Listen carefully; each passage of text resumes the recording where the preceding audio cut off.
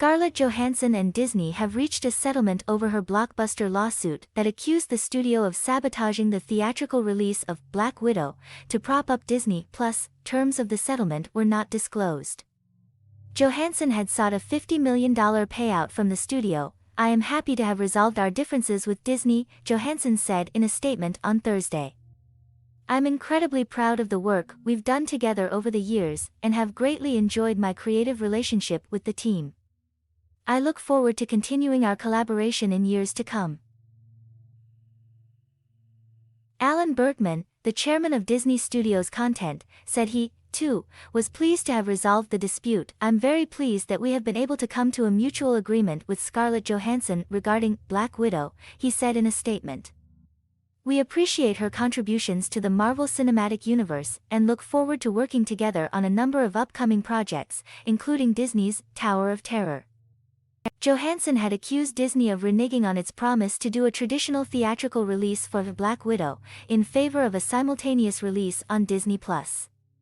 The suit alleged that Johansson lost out on tens of millions of dollars in box office bonuses. Disney had fired back in unusually personal terms at the A-list star, accusing her of displaying callous disregard for the horrific and prolonged global effects of the COVID-19 pandemic. The studio also disclosed that Johansson had been paid $20 million for her work on the project. CAA co-chairman Brian Lord responded that the studio was seeking to weaponize his client's success against her. Disney's direct attack on her character and all else they implied is beneath the company that many of us in the creative community have worked with successfully for decades, Lord said at the time. Disney had sought to force Johansson's suit into arbitration, arguing that her contract contained a provision requiring that any disputes be settled in private. A hearing on that motion was scheduled for March, however, suggesting that the parties were not eager to fight it out in court. Black Widow was originally set to debut on May 1, 2020, but was postponed several times due to the pandemic.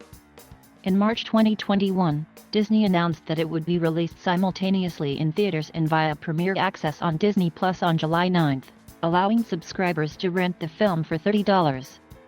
The movie grossed $80 million in theaters in its opening weekend, not bad for the pandemic, but terrible by pre-pandemic Marvel standards.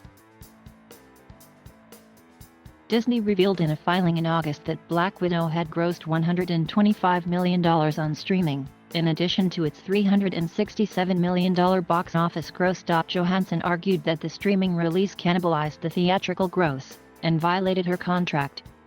Disney also released Jungle Cruise and Cruella concurrently in theaters and on Disney Plus. Warner Bros., which released its entire 2021 slate with the same hybrid model, paid out handsome sums to compensate its stars for lost back-end revenue. This story first appeared on Variety.com.